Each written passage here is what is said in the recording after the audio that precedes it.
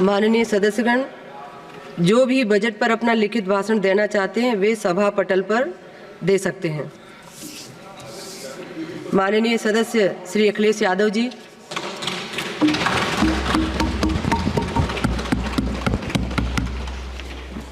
सभापति महोदया, मैं आपका बहुत धन्यवाद देना चाहता हूं कि आपने मुझे बजट 2024-2025 में बोलने का मुझे मौका दिया है। इस सरकार का लगातार ये 11वां बजट है।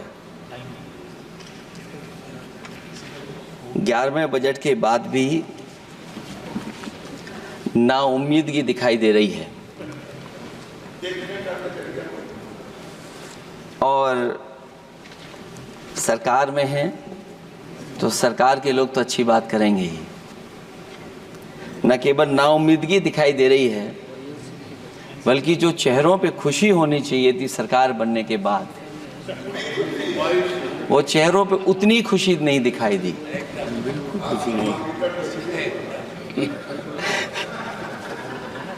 ये 11वें बजट में बेरोजगारों के लिए, युवाओं के लिए, गांव के लिए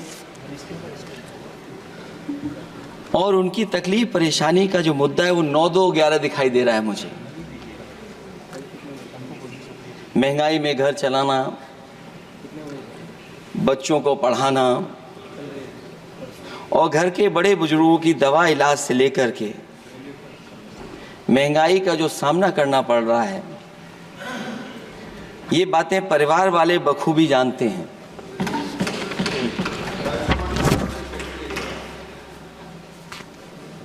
मैं जब सत्ता पक्ष के लोगों के जो आंकड़े देखता हूं और सुनता हूं, अगर इतना सब कुछ 10 साल में अच्छा हुआ है तो आप हंगर इंडेक्स में कहां खड़े हैं? अगर 10 साल बाद भी यही बात सत्ता पक्ष की तरफ से आएगी कि हम कहां खड़े हैं। आपने बड़ा सपना दिखाया make in India. Uttar Pradesh जैसे बड़े स्टेट से सबसे ज्यादा लोकसभा के सांसद चुने जाते हैं। हमें कोई बहुत बड़ा प्रोजेक्ट नहीं मिला, कोई बड़ा प्रोजेक्ट नहीं मिला, प्रधानमंत्री जी मिले हमें। और अगर कोई सभापति महोदय कोई बड़ा प्रोजेक्ट मिला हो 10 साल में, कोई आईएम मिला हो, कोई आईआईटी मिली हो और जो ट्रिपल आईटी किसी समय पर उत्तर प्रदेश को मिली थी, क्या उसमें क्या सहयोग सरकार की तरफ से हुआ है? न केवल ये संस्थाएं बल्कि गवर्नमेंट जो एजुकेशन की इंस्टीट्यूशंस हैं वो सेंट्रल की तरफ से कौन सी नई आ गई? मेडिकल के क्षेत्र में कोई बड़ा संस्था आई हो? जो 2 एम्स आए हैं, मुझे याद है कि रायबरेली का एम्स भी समाजवादी सरकार में जमीन दी गई, उसके परिणाम है कि वह एम्स बन गया। गोरखपुर में भी जो एम्स आया समाजवादी सरकार थी, जमीन दी गई, तब एम्स आया। और जो एम्स आ भी गए हैं अगर वहां 2, क्या उनमें पर्याप्त इलाज मिल पा रहा है? केवल यही नहीं, मेक इन इंडिया सपना तो ये दिखाया गया था कि अगर प्राइवेटाइजेशन हो जाएगा तो नौकरियां मिल जाएंगी। कुछ हद तक तो बहुत सी चीजें प्राइवेटाइज हो गईं, लेकिन नौकरियां कम होती चली गईं। और जो सबसे बड़ा सवाल है, जो पीड़ित परिवार के लोगों को जो हक और सम्मान मिलता है, क्या ये सरकार वो दे पा रही है? टैक्स कलेक्शन में सपना दिखा रहे हैं कि हम यहां पहुंच गए हैं, आखिरकार एक्सपोर्ट क्यों कम होता चला जा रहा है? और हम जो ट्रेड डेफिसिट है उसको कैसे खत्म करेंगे?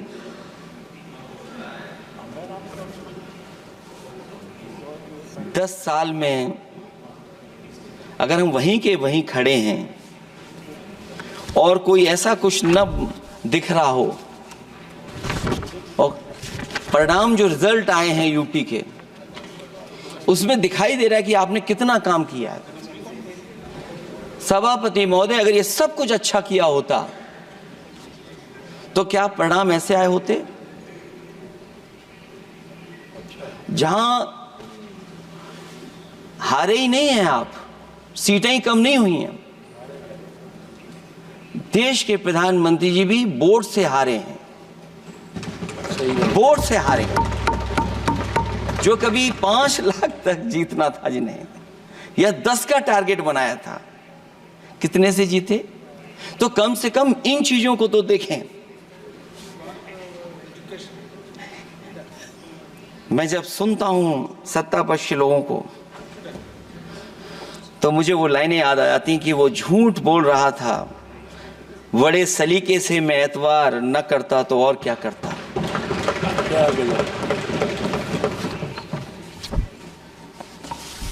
मुझे याद है कि देश के प्रधानमंत्री जी ने जनकपुर में एक झंडा दिखाया था और उस बस में 35 लोग बैठ करके अयोध्या आए थे। सभापति महोदय, उस समय भी मैंने मांग की थी कि जहां से जनकपुर से यात्रा शुरू हो रही है और अयोध्या तक बस से लोग आएंगे तो पता नहीं कितने घंटों में आएंगे।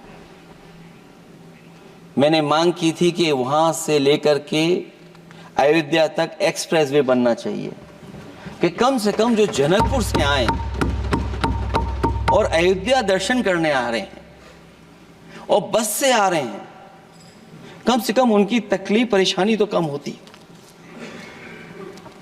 जो आप कहते हैं कि एफडीआई बहुत आया है, मैं अभी सुन रहा था, कहा कि टेलीफोन बनने लगे। टेलीफोन बन नहीं रहे हैं, मोबाइल बन नहीं रहे हैं। वो समाजवादी पार्टी के समय पर नोएडा में जो इंडस्ट्रियल पॉलिसी थी, इलेक्ट्रॉनिक पॉलिसी थी, उसके तहत आई थी। वो इंडस्ट्री जितनी आई है उस समय उस पॉलिसी के तहत आई और बन नहीं रहा है, मेक इन इंडिया नहीं हो रहा है। लेकिन जमीन किसने दी है? जमीन किसने दी थी उन लोगों को? बिना जमीन पर हवा में बना दो तो मैं आपका धन्यवाद दूंगा। उस पॉलिसी के तहत वो झूठ बोल रहा था बड़े सलीके से। आप कह रहे हैं कि एफडीआई लाए हैं हम लोग। एफडीआई, अगर पूरे देश का हम एफडीआई देखें तो उत्तर प्रदेश को कितना एफडीआई मिला है? सभापति महोदय, अगर 1% से ज्यादा भी एफडीआई उत्तर प्रदेश को मिला हो तो बताइएगा आप। जो प्रोजेक्ट डिले हो रहे हैं, जिसकी वजह से कॉस्ट ओवररन हो रही है, उसका जिम्मेदार सभापति महोदय कौन है? डबल इंजन की सरकार है। लखनऊ में भी सरकार आपकी है, दिल्ली में भी सरकार आपकी है। आखिरकार ऐसा क्यों हो रहा है? और आज ही जब सदन में सभापति महोदय हम लोग आए हैं तो एक और रेल एक्सीडेंट की खबर सुनी है। जब से ये सरकार आई है, रेल एक्सीडेंट्स और पेपर लीक में कंपटीशन चल रहा है कि कौन आगे जाएगा।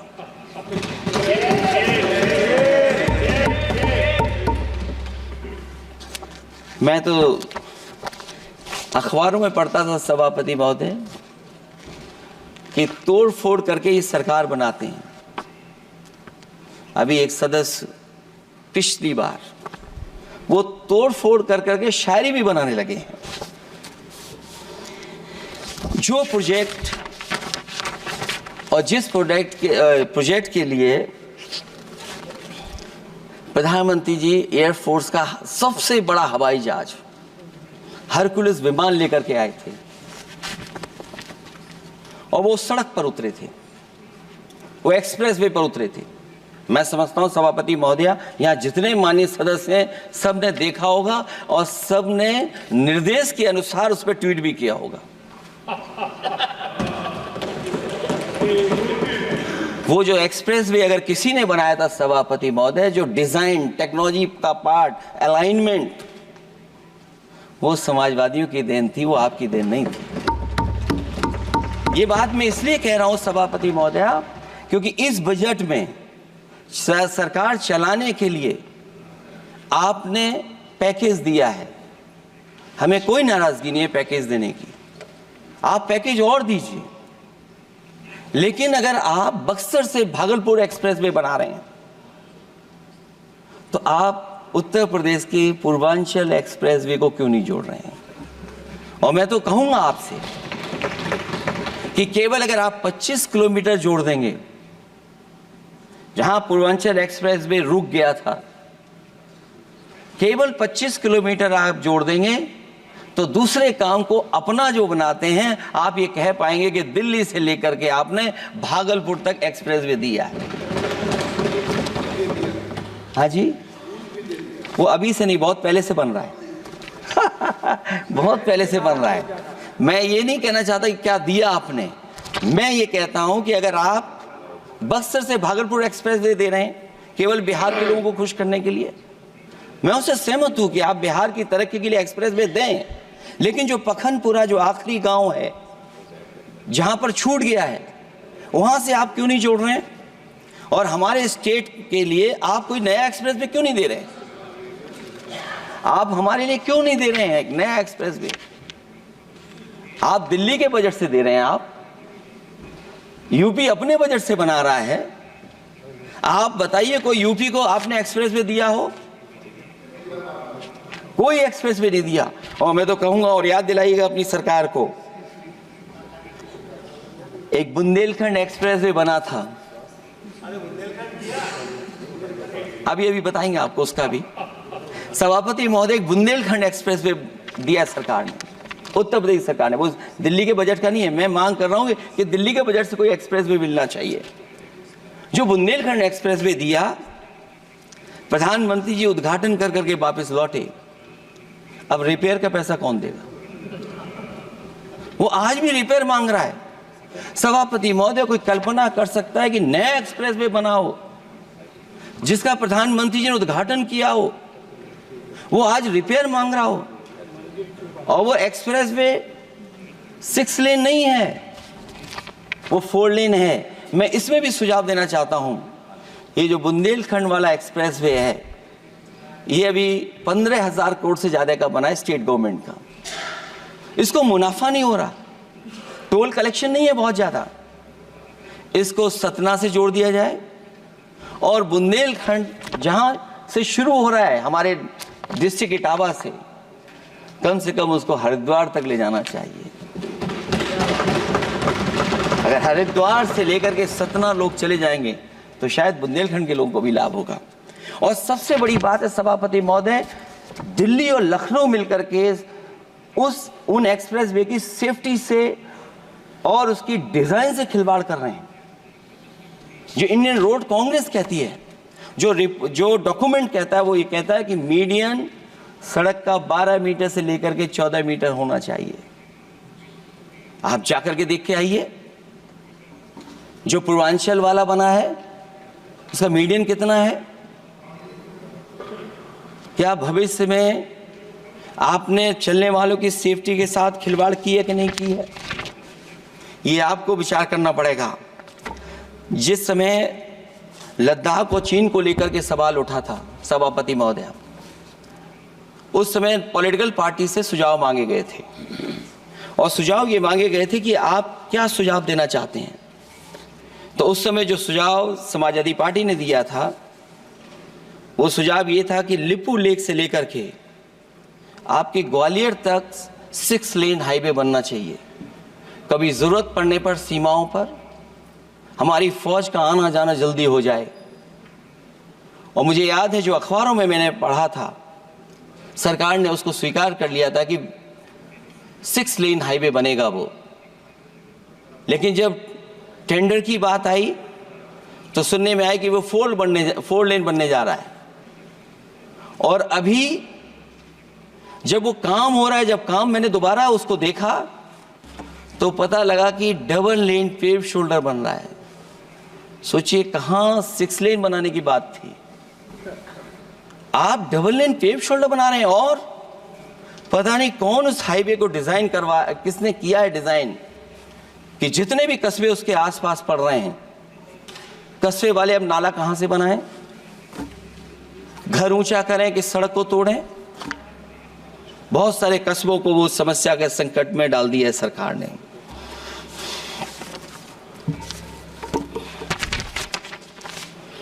जो सरकार मंचों से ये कहती थी कि हम किसानों की आय दोगुनी कर देंगे, आज तो 11 साल हो गए सरकार को। किसान की आय दोगुनी हो गई क्या, सरकार बताए? और अभी मैं बहुत सारे माननीय सदस्यों को जब सुनता हूं तो वो कहते हैं कि हम एमएसपी दे रहे हैं। अगर आप एमएसपी दे रहे हैं तो उसकी कानूनी गारंटी क्यों नहीं दे रहे हैं आप कानूनी गारंटी दीजिए।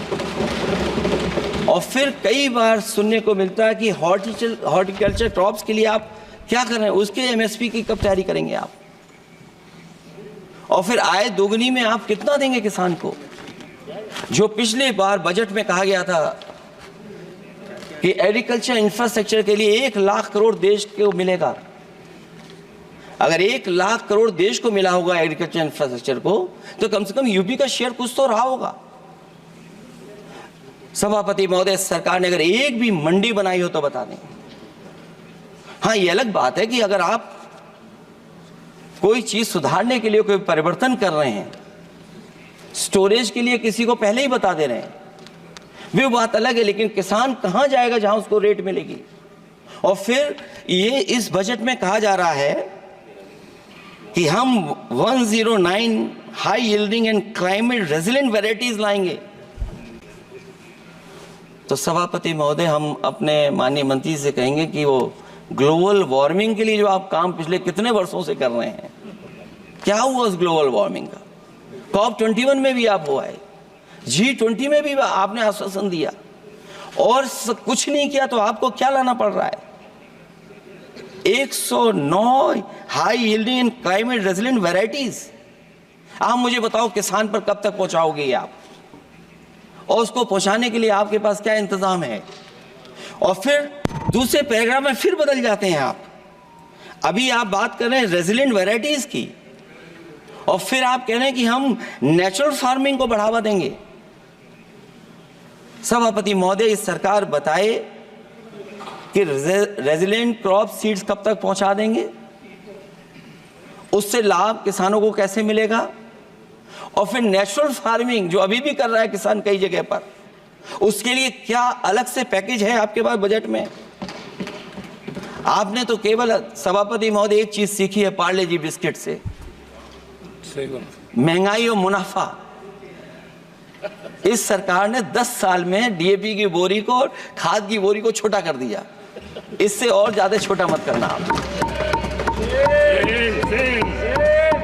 और आपने डीएपी, जब किसान डीएपी लेने गया तो सरकार ने कहा कि बिना नैनो यूरिया के आप नहीं मिलेगा आपको।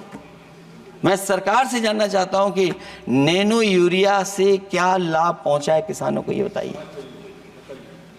नैनो यूरिया से क्या लाभ पहुंचा है सरकार बताए।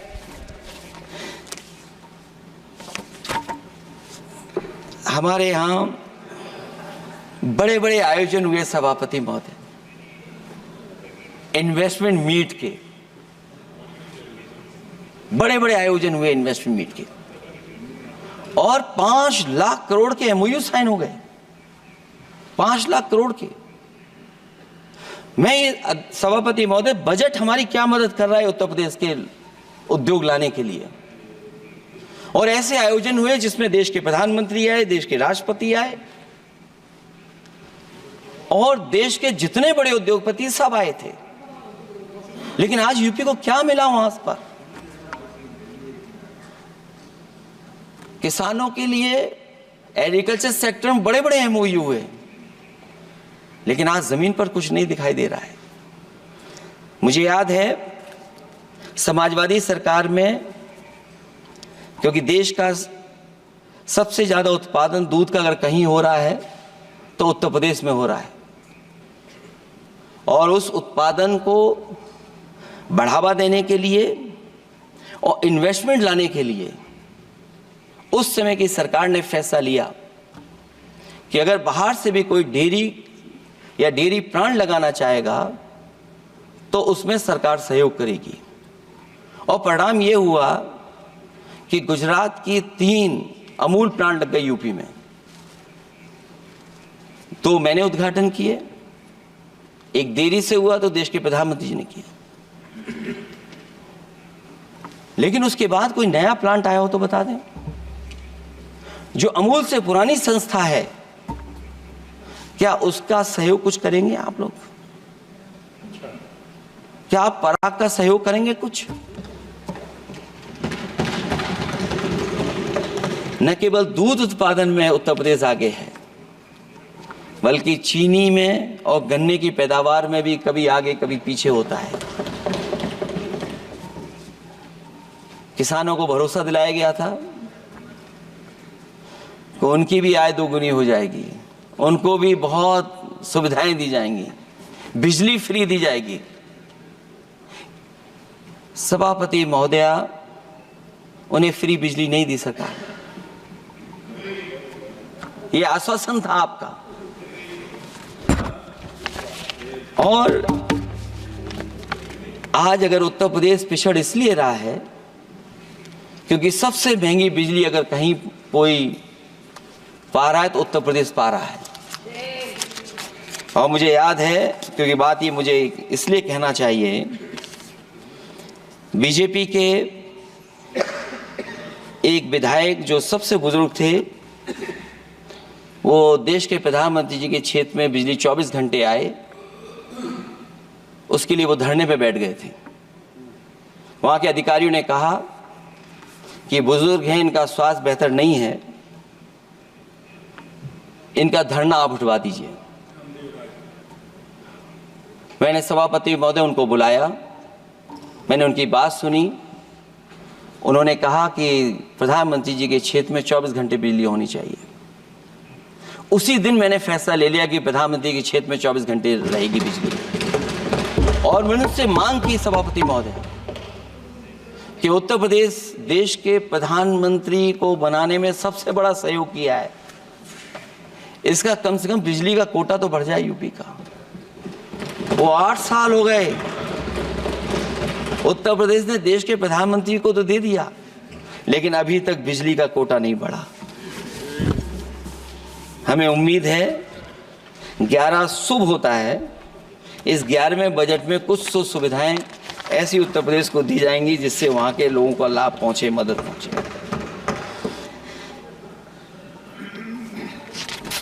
जहां किसान आत्महत्या कर रहा है, और पिछले 10 साल में सरकार जानती होगी कि कितने किसानों ने आत्महत्या की है, लाखों लाख किसान आत्महत्या कर चुके हैं। जहां किसान तकलीफ और परेशानी में है, वहीं सबसे ज्यादा अगर संकट किसी चीज पर आया तो वो नौकरी पर आया है, रोजगार पे आया है। जब सरकार का बजट मैं पढ़ता हूं तो जो स्कीम्स लाई जा रही हैं उसमें, क्या ये स्कीम नौजवान को पक्की नौकरी दिलाएगी? क्या इन स्कीम से 5,000 रुपए देकर के आप नौजवान का भविष्य बनाना चाहते हैं? आप क्या दे रहे हैं आप? और मुझे तो ये लगता है कि जो वर्क फोर्स आप बना रहे हैं ट्रेनिंग देकर के सरकार के पैसे से, अंतोगत्वा इनको भी एक्सप्लॉइट वही लोग करेंगे, उद्योगपति। आखिरकार जब इतनी टेक्निकल, इतनी ट्रेंड फोर्स होगी, तो आप ये मुझे बताइए कि उसके भविष्य क्या होगा। अगर इतने बड़े पैमाने पे आप ट्रेनिंग करा रहे हो, सरकार का बजट उसमें खर्च हो रहा है, तो सभापति महोदय उनका भविष्य क्या होगा? 5 साल के बाद। और जो अग्निवीर वाली नौकरी है, सभापति महोदया, कोई भी नौजवान जो फौज के लिए तैयारी करता है वो कभी स्वीकार नहीं कर सकता। जब पहली बार ये स्कीम आई थी अग्निवीर, उस समय बड़े बड़े उद्योगपतियों से ट्वीट कराया गया था कि अग्निवीर से अच्छी कोई योजना नहीं है, इनको हम नौकरी दे देंगे, हम अपने यहां रख लेंगे। और शायद सरकार में बैठे लोगों को यह बात याद होगी, क्योंकि सरकार खुद स्वीकार करती है स्कीम ठीक नहीं है, तभी वो अपनी अपनी सरकारों से कह रहे हैं कि अग्निवीर वाले जो लौट करके आएंगे उन्हें कोटा दीजिए, आप नौकरी दीजिए।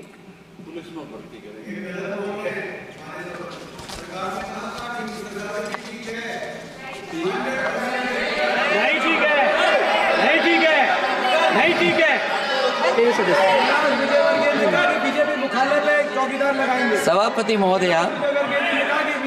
महोदया, मैं बैठ जाता हूं, आप खड़े होकर के कह दीजिए अग्निवीर व्यवस्था अच्छी है। मैं इस सभा में खड़े होकर कहता हूं, उस राज्य से तो हिमाचल प्रदेश से जिसने पहला परमवीर चक्र विजेता मेजर सोमनाथ शर्मा दिए।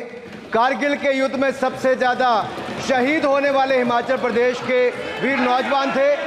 4 परमवीर चक्र विजेता हुए, उसमें से 2 कैप्टन विक्रम बत्रा और सूबेदार संजय कुमार हिमाचल प्रदेश से हुए। और मैं कहता हूं, जी हां, जो लंबे समय से मांग थी 1 रैंक 1 पेंशन की किसी सरकार ने पूरी नहीं की, वो नरेंद्र मोदी जी की सरकार ने यहां पर पूरी की है। और मैं एक बात और कहता हूं, अखिलेश यादव जी सुन ले, अग्निवीर में 100% एम्प्लॉयमेंट की गारंटी है और रहेगी। माननीय सदस्य साहब अपनी बात। सभापति महोदया, जो मैंने बहुत छोटा सवाल पूछा था, मैं दूसरी बात कहता हूं। अगर ये जो बात आप कह रहे हो, तो आपको जरूरत क्यों पड़ रही कि आपको उत्तर प्रदेश में और प्रदेशों में कोटा देना पड़ रहा है 10%? सभापति महोदय, बैठिए। सभापति महोदय, जहां तक परमवीर, रुक जाइए।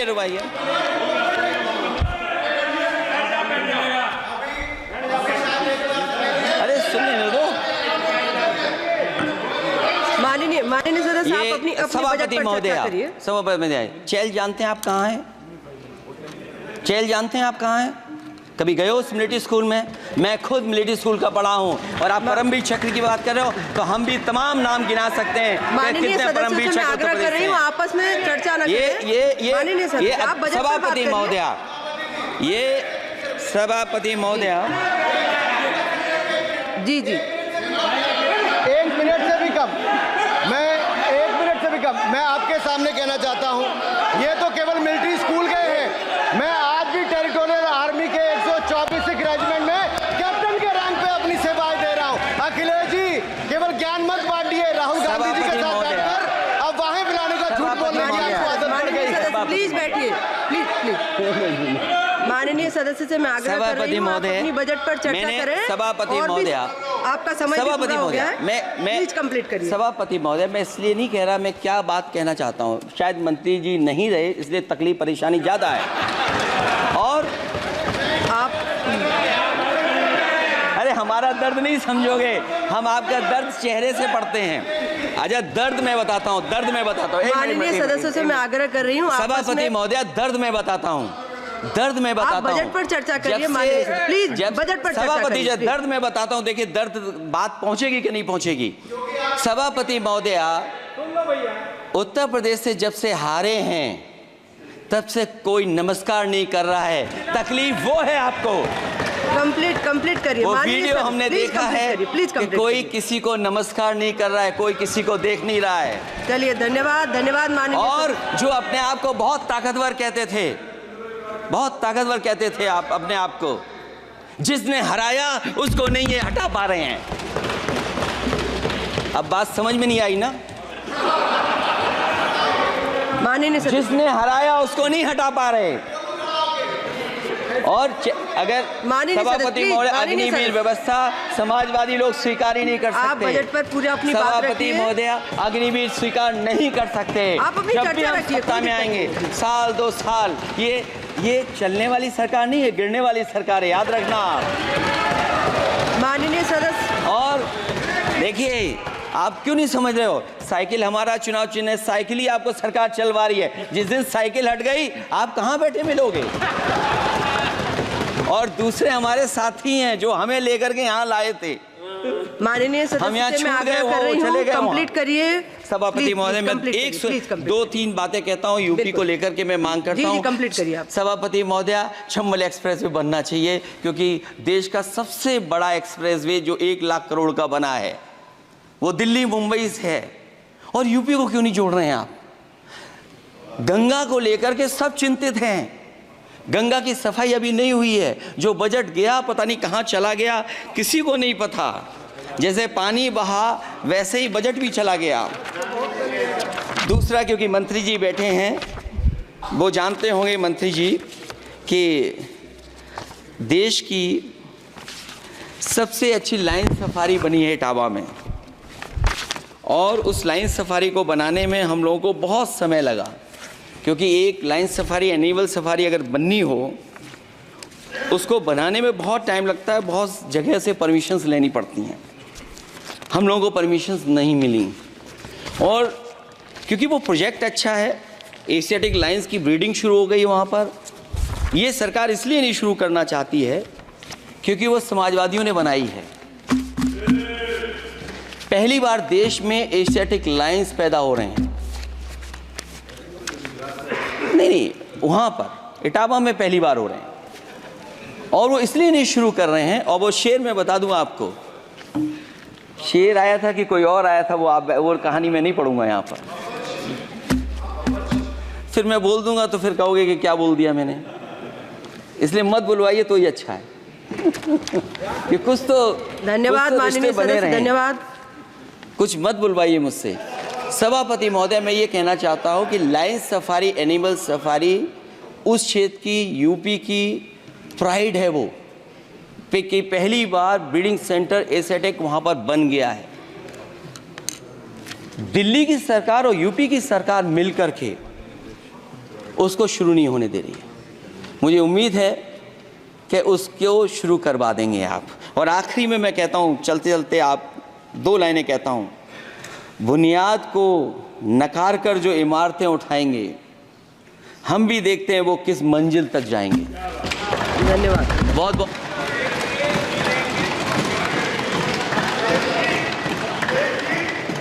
अखिलेश जी, कुछ ज्ञान माननीय विपक्ष के नेता को भी दे दीजिए। आपने अच्छा भाषण दिया, उनको भी सिखा दीजिए। हालांकि अयोध्या को मैंने कहा हम काम नहीं रोक रहे हैं, लेकिन सभापति महोदय मैं कहना चाहता हूं, इन लोगों का कौन टाउन प्लानर है, कौन आर्किटेक्ट है, मैं नहीं जानता हूं, लेकिन ये जब सरकार से चले जाएंगे तो विश्व की सबसे बढ़िया नगरी अगर कोई बन करके दिखाएंगे तो वो अयोध्या नगरी होगी। माननीय सदस्य, क्योंकि इससे बड़ा सम्मान और कोई नहीं हो सकता।